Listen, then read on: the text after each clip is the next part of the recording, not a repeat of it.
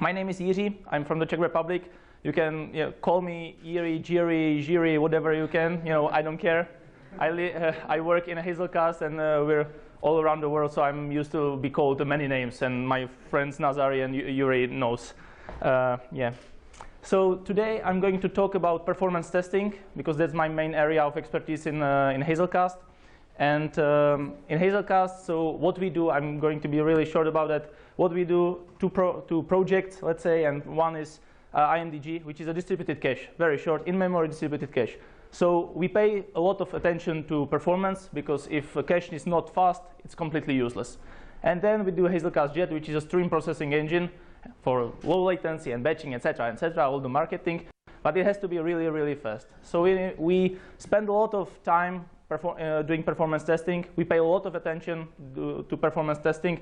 And oh yeah, that's not a question. That's like, OK. Yeah, and so if our products are not fast, we can just go home with no money. So what I'm going to do today, I would like to talk about some things that might seem obvious to me now, but I wish somebody would have told me 6, 7 years ago when I started with performance testing, and show you the small caveats or things that can easily go wrong in performance testing. Before we start, I would just like to do a very quick recap over terminology, so we're all on the same page. So the first thing is, what do we actually measure? In performance, we measure two basic things. We can have other metrics, but two basic ones: throughput and latency, so-called response time. So what is throughput? Throughput is a number of operations, number of operations per some period of time. So number of REST calls per second, number of requests per hour, etc. And we want to achieve as high a throughput as possible. The second metric is latency, or so-called response time. And that means we're actually measuring the time that one operation took. So I set the operation, start the stopwatch, measure the time, stop the stopwatch, and measure, and have the time that it took to call the method, to do the request, to answer the, whatever, to answer the customer request. And the smaller the latency, the better, right? We want to get the response as soon as possible. Also, we have many different types of tests. Let's say when doing performance and stability analysis of the software, and we have two basic categories. This is never like a strict division in the literature, but I like that one. So basic types, one of them would be performance test, which means that the answer of it is our numbers, which means that we measure throughput, we measure latency, and then we can compare the numbers. That's a key thing to remember, and I will try to defend this claim later on. And the second part is actually measuring stability of the software. We want to make sure that our software, application, whatever, web server, sustains during high load, even under extreme conditions. It still continues to operate in some reasonable kind of conditions. Let's say it works. It still works even though everything goes to hell.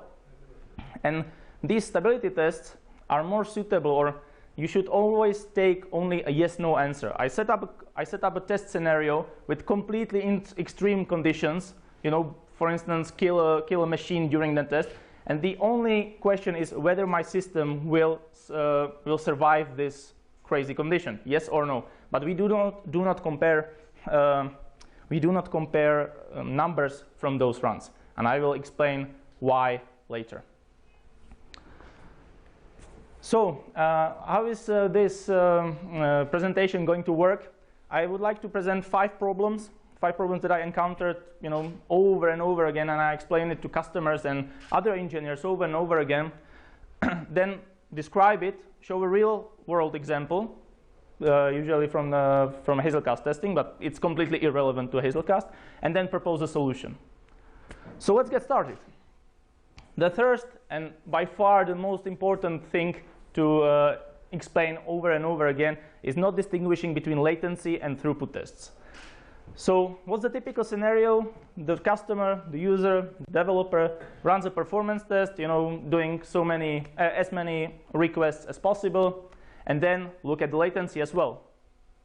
What's the problem with that? Is that since if you're doing performance testing, you'll know that you will never receive two completely same results in consecutive runs. One time you receive 1,000 operations, then you receive 1,020 operations, then you will receive 970 operations, etc. So they'll fluctuate. Always the throughput will always fluctuate. That's the nature of the this kind of not determinism. And so by this thing, because the throughput itself is fluctuating, you can never compare the latency itself between those runs because the conditions, the latency, the throughput was different, so you cannot compare the latency of those runs. So now I'm going to explain why this is bad. And I completely understand where this practice of looking at both of those things together, where this is coming from, because it's intuitive, right? I'm a Czech person, so correlations with beer. So when you're in a pub and I can tap 1 beer per second, so the later so I can do 10 beers per second, so it's 6 seconds per beer, right? Hope I am not making it wrong. So if I increase my throughput, if I can make 20 beers per minute, I will decrease my latency. You will receive a beer from me in 3 seconds, right? And this correlation, so throughput is an inverse ratio of latency. That's kind of the intuition that we have. And it's true. It's very often true in single-threaded programs, right? But when you come to distributed and multi-threaded programs, the relationship doesn't hold anymore. And I'm going to show you examples. So consider this example. So when you can actually achieve better latency, but worse, improve the latency and do nothing to the throughput itself, or actually worse it. So the opposite direction that you think of. On the left side, this is, imagine that you're executing or processing the operations, the queries, as they come from in time. So the query 1 comes into your system, you process it, then query 2 comes to the system, you process it, and then etc., etc. So you process it as they come. On the right-hand side, you will see the algorithm, some like round-robin, time-boxed, scheduled, time-boxed round-robin algorithm. So what it does, it has a limited time when it processes the single operation. And if the operation takes more than this time box, it will just like pause it, take another one, and then come back to it. Okay, so it starts to process the query 1, but doesn't finish it on time. So it just leaves it. Okay, leave the query 1 behind. Start with the query 2. Okay, process it to some time, and then leave it after it. Then it will come to query 3. It can actually process it completely, and then come back to query 1, query 2, query 3, etc. So what you can see here right now is that the query 1 will end up a bit later in the time, so the latency will increase. For the query 2, okay, it will also finish a bit later in the time. But for the query 3 and query 4, it will significantly decrease the latency. This could be a very valid optimization. And now the intuitive relation doesn't hold anymore, because I have done nothing to throughput. I had done nothing in the throughput because I will still process all the queries at the same time. Actually, I might have worsened the throughput because there is another overhead. So I have to stop it. I have to resume it. I have to save to disk, whatever. So I actually decreased the throughput, but drastically increased the latency. So it's kind of the opposite direction that you would expect. So I'm giving you less beers, but I'm doing it faster. Come on, that doesn't hold. But it can hold the other way around very easily. Imagine a web server. So this is the case where you actually increase the throughput, but decrease the latency, the opposite direction. which means imagine a web server, and it can serve, if it has only one response thread, so it will serve only one client at the same time. Okay? If I had 10 parallel response threads, now I can serve 10 in the same time. But I will do at the same time to serve the one request. And again, it will probably decrease increase the latency, because there's another resource consumption, there's another overhead involved. So it will again goes the opposite direction. The intuition doesn't hold anymore. So that's why this is the first problem that I see, and then that's why when you're interested in latency and throughput, test them separately in order to get more comparable results. Which means that during latency tests, you fix the throughput. You say, okay, this latency test is doing 1,000 operations per second, and now I'm looking at the latencies. This way, you will get much more comparable results. You can actually compare apples to apples, and it will lead you to in the right direction, better direction. So that's the first takeaway, and the second point is make sure you understand what you're actually testing. If you're a customer, there's a quite common case when a customer is looking at the technology and evaluating you against your competitors and saying, okay, give me a performance, give me charts, give me who's faster. But most of the time, they are not. So this basically means, okay, show me who can do more requests per second, more operations per period of time. So basically, throughput test. They're saying this is the valid comparison for them. While in general, in 90% from my experience, they are actually interested in latency tests because their throughput is usually fixed. Okay, they know that during holidays they will do like 1,000 operations or 2,000 operations. During Christmas they will do like 10,000 and 15,000. So there is no real point in doing throughput test that does 240 millions of operations because they will never get to that case.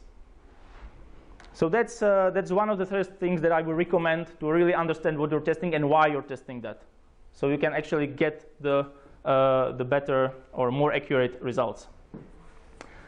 Second problem. So it's stated like that during performance test, you're not actually putting enough or just too much load on the system. It can have negative effects, and you might end up in testing something that is completely different than what you're actually thinking you're testing, your system. That you're testing maybe just context switches of your operating system. You're testing maybe network, whatever, but not your application. Let me show you, again, a real-world example, but this one needs a bit of a commentary. And I now realize that the pink color is not great for that projector, so I will have to show it. So the red line is, the red line is 8 clients doing setting operations to one machine, one server. You can imagine the client as a REST client sending operations. Okay, so that's the red line. 8 clients on one machine. I want to show how Hazelcast is nicely scaling up, so I double the number of clients, and the throughput actually goes up twice. So at this point, I'm like, yeah, we did a great job. Hazelcast is working very well. It's scaling.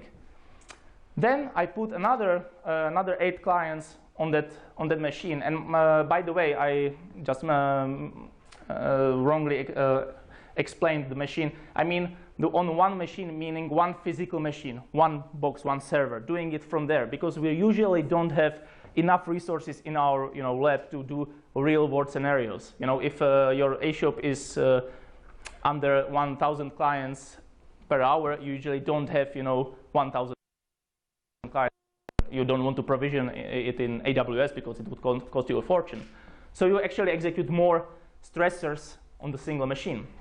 Okay, back to that 24 clients on one single machine. I now see that you don't see it, but I see it. It's right here somewhere. And the thing is, yeah, please take a picture of that. Yeah. So the thing is that the throughput didn't go up. And at this point, my completely valid hypothesis could be, okay, I just stressed the server too much. My application cannot handle any more load. That's a completely valid, okay, we didn't do that great job. But if I try to spread the clients, spread the stressors on two machines, two physical machines, 12 and 12 on each machine, the throughput, I hope you will somehow see it, it's right there. It went through the roof. It's much, much higher. And now, like, okay, so the server is not the problem. So what the hell is the problem? You know, obviously the client, the client one, the client part. After investigation, we found out, or this is just an explanation of what's happening there. It's in case of Hazelcast, it means that there are too many clients on a single machine because Hazelcast client creates a lot of threads, a lot of parallel processes, and at some point, just the machine is just overwhelmed. There's too few resources. The threads are fighting over CPU time, so they go like, okay, this client is now working, I have to stop it, wait the other one, stop it, wait the other one, and now I'm doing more context switches and less useful work. This is the chart that actually proves it. There's shit, I really did a wrong job with the colors, but the green line is right there. It shows that the number of context switches in that 24 on 2 machines scenario is much lower, so the client can actually do much more useful work, thus having much higher throughput. So this was the case where we actually put too much pressure. We got these results, but they were completely false because of our test setup. Okay, so that's one of the things. The other, or the opposite case would be when you put the load is not high enough to actually test your application by testing something else. This is a different scenario, and so Hazelcast client is multi-threaded, so we can use it for multiple threads. And so the red line is actually is having 4 instances, 4 Java classes, 4 objects, 4 Hazelcast clients, each utilized by 1 thread, and sending the operations to the server. The blue line is just 1 client operated by 4 threads, multi-threaded, and sending the operations. So in total, it's 4 threads stressing the server. So intuitively, the results should be the same, but you see the massive gap between them. What's happening there?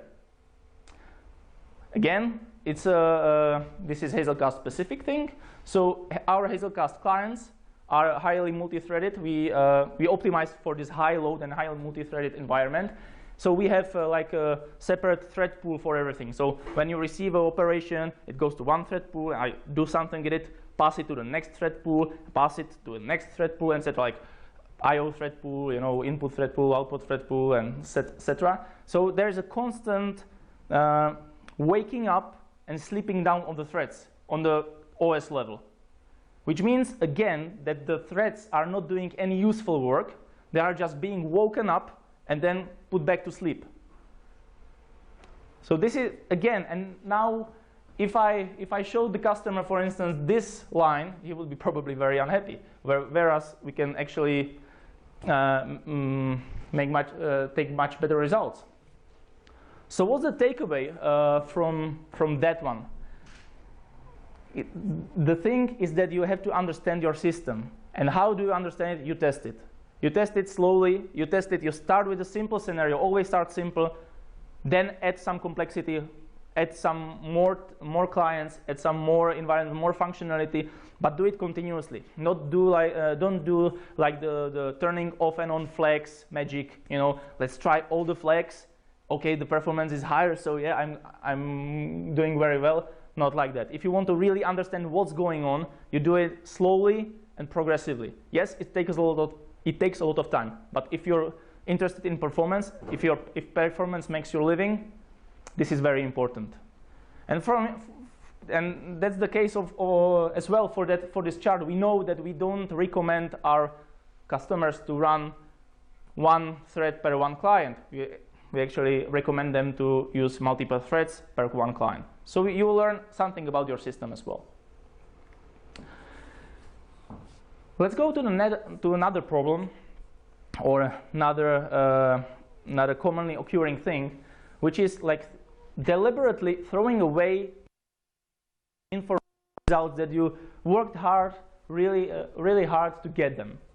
The typical scenario, you see a blog post, or you see your results, and the average latency is 1 second. Okay, cool. I guess that you all went to you all went to some math classes, and you know that averages are completely useless. On average, no, I don't want to be on average of my. I don't want to get into political discussions from Czech Republic. Sorry. So, yeah, you know from statistical theory that averages are hiding a lot of facts. Okay, so what you can do more, you can show the minimums and maximums as well.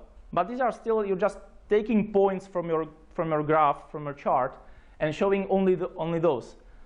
You're hiding a lot of information. Okay, what you can do more, you can select specific percentiles, because in lots of the SLAs, service level agreements, they are like, we have to add 99% latency, but percentile latency should be below that, etc. Okay, so you choose the specific ones, right? You pick the 50, 75, 90, 99, 99.9, 99.999, let's say 5 nines. Okay, that's better.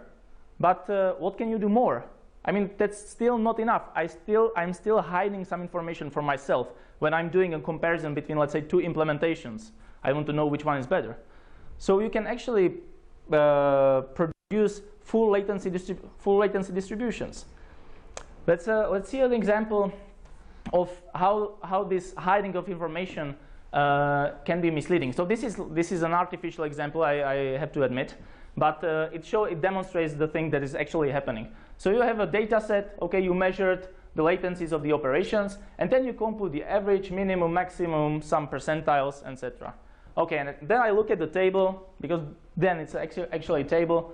So I'm looking at that, okay, so the average, B is better than, lower is better, so B is better than A. In maximum, B is better than A, but in minimum, A is better than B. But in percentile 20, 50, 80, A is better than B, and then B is better than A. So tell me, if these are 2 implementations, which one is better? Which one has better latency? I don't know. The answer is completely, you cannot know, because you're looking at those numbers and okay, which one is more relevant and which one is not. So you're effectively hiding information from yourself to get a better decision, to make a better decision. What we can do is actually show the whole latency distribution. In Hazelcast, these are the percentiles, and this is like 90, 95, 99, 99. So sorry, it's very small. But the key thing in here is that from the first sight, I can see that the blue line is much better than the red line. And I'm seeing the whole picture. I'm seeing all the percentiles from 0 to maximum. By the way, this chart is the result of that. Do you remember the first problem of like not measuring latency and throughput, and then the optimization, the time-boxed round-robin execution? This is exactly that optimization. It improved the latency quite a lot than 3.11. I don't remember. So this is, again, real-world example how it really went well. All right. I am showing the whole latency distribution, so what can I do better? I'm still saying this is not enough. And you might say, what the hell do you want from me, you Czech drinking guy? So I can show you what we can do is actually watch the percentiles itself, the selected percentiles, watch them over time during the test. This chart shows that the percentile of 50 percentile is at 10 seconds, let's say here, at 30 seconds, somewhere here, at 1 minute, somewhere here. So you record the evolution, the progress of the percentiles over the test period. These are basically the same results. It's not the same run, but the thing is that even though this is happening, you can see right away that the latency is going up. Something is going wrong, very much. But in the aggregated percentiles chart, where I showed you even all percentiles, you cannot see this progress. It will just be very up in the end, but you cannot see how it behaved during the test. So if I want to actually, if I want to see if there's something going wrong in my system, I look at the chart. I see, oh shit, shit's going to hit the fan. What's happening is that's a very nice phrase from my colleague. Sorry. So what's happening in this particular case? You know, you're probably all Java developers here. So what's if latency is growing up, it's usually GC, you know, garbage collection for the first time. And this is the chart that kind of proves it. This is the maximum, the size of the heap increasing over time. You know, garbage collection is doing a lot more work. Application threads cannot do a lot of work, so they become slower, and your latency goes to hell. So again, we showed that you should get as much information as possible. So that's another takeaway. When you're doing performance test, set up your monitoring system to be as detailed as possible. Record literally everything.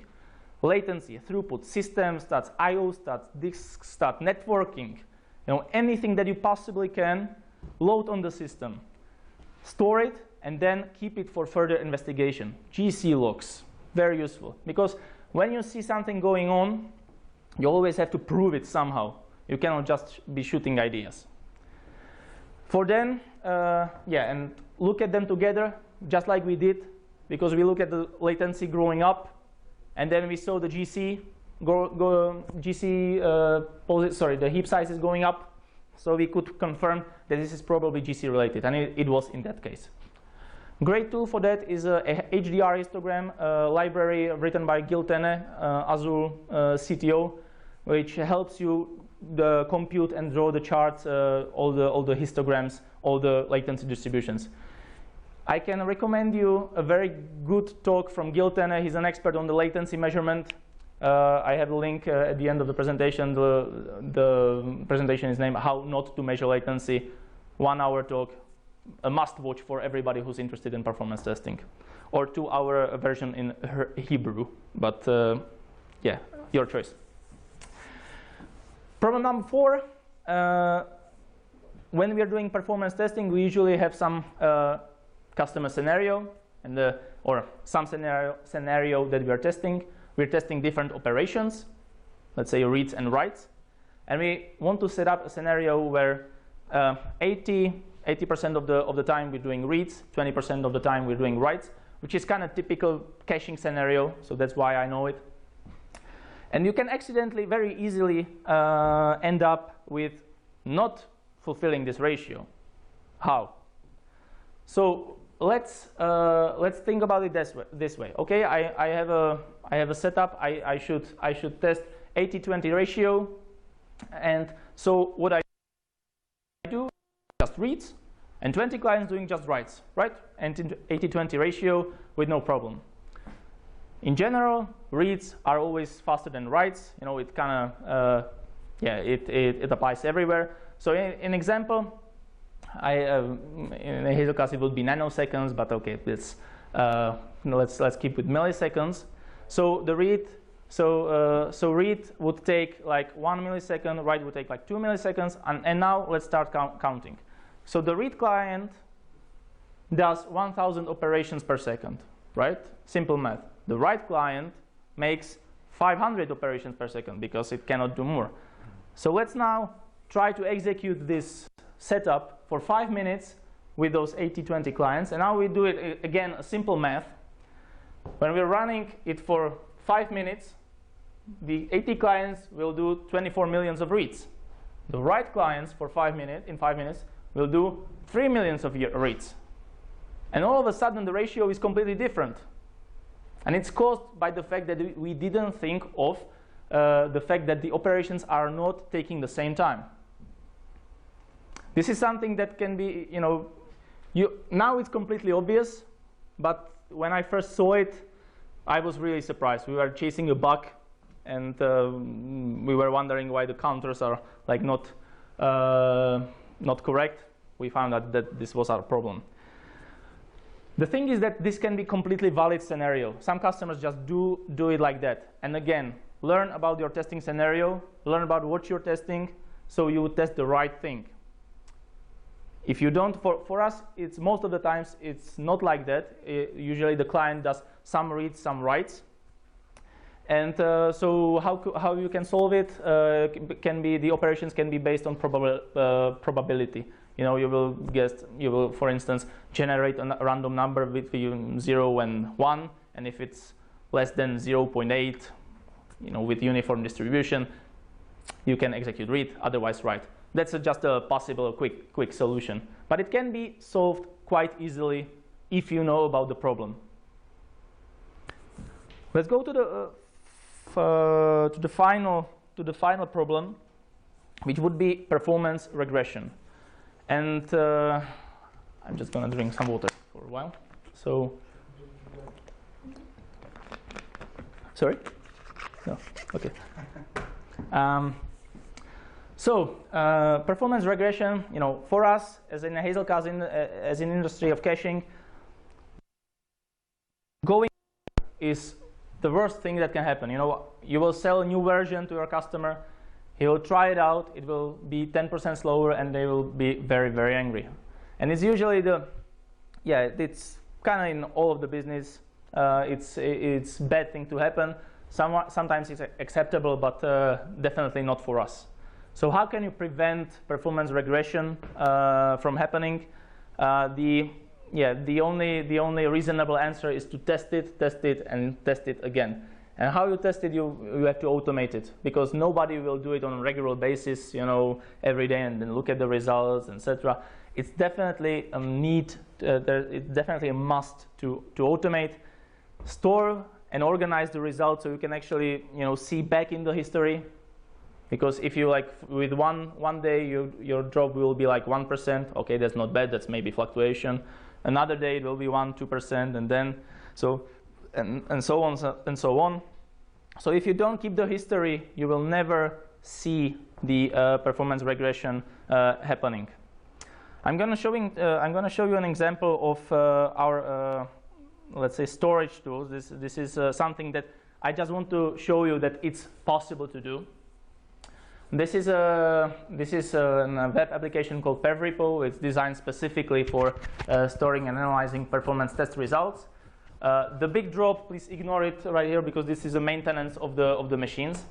But we can see it's executed on the daily basis. You know, it's a performance test on daily basis. Okay, in day number 1, let's say, the throughput was like that high. Now it fluctuates a bit. As I said, you will always get some fluctuation.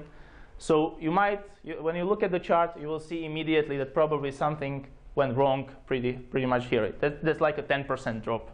So we investigated. But the first thing is that we actually have to detect it. If you don't store the results, if you don't care about them, you will never be able to see it.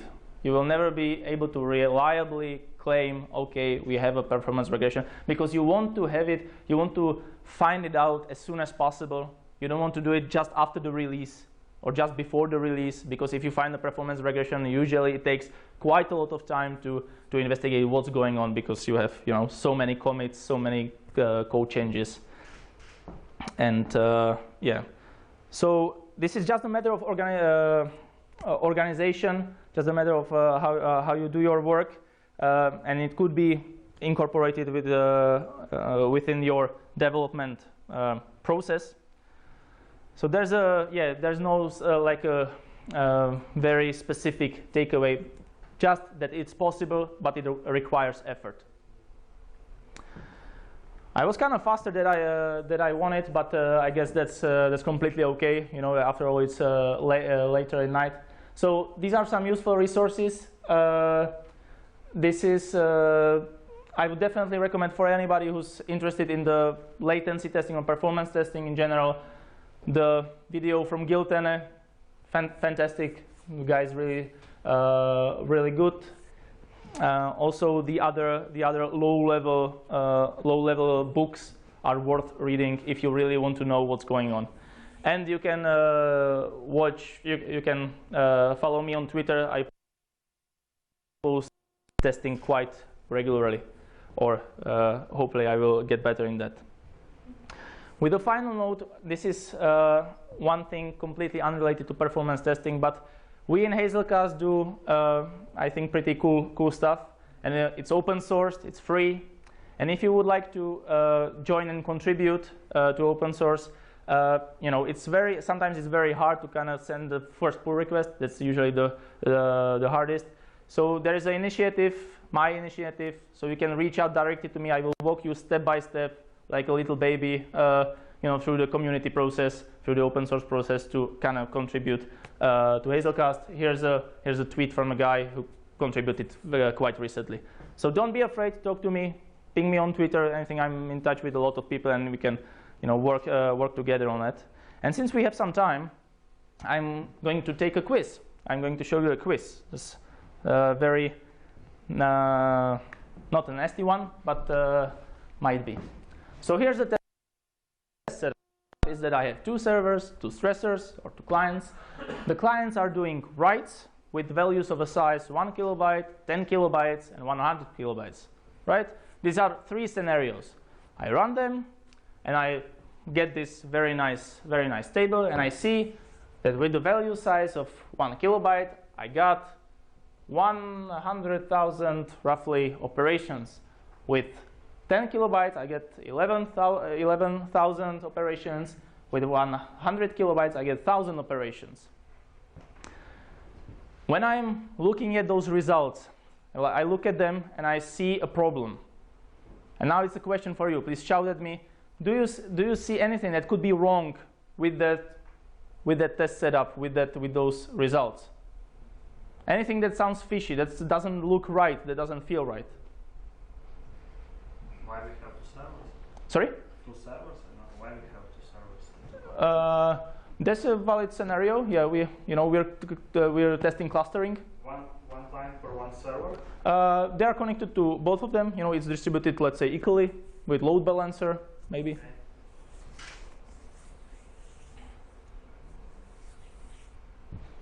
We have really a lot of time, so.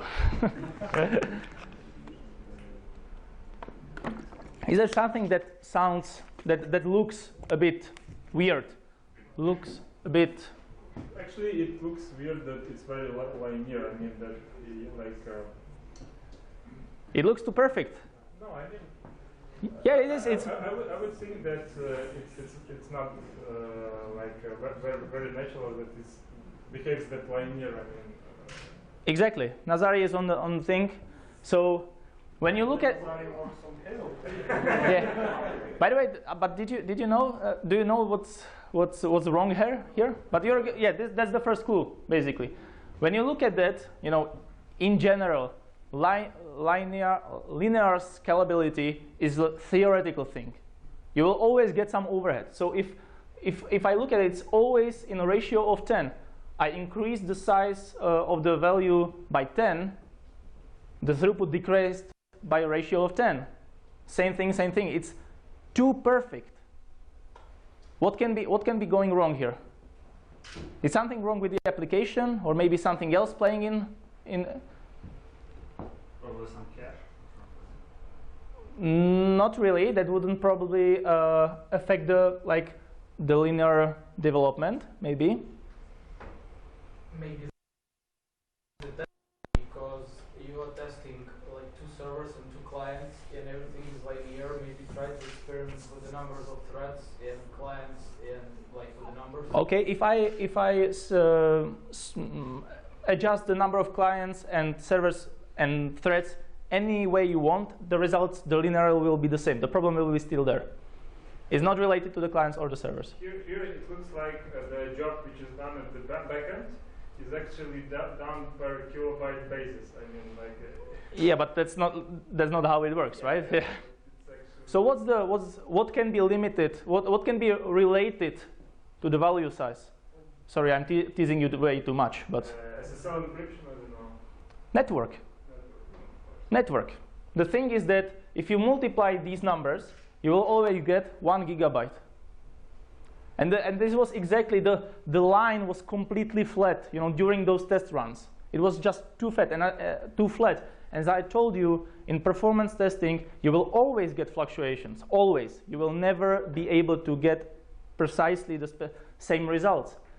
So when we investigated, it looked. You just take a look at it, and I saw, you know, many charts of performance tests You just see a flat line and like, no, that's too perfect. It would be very nice if it worked like that, but it's not the case.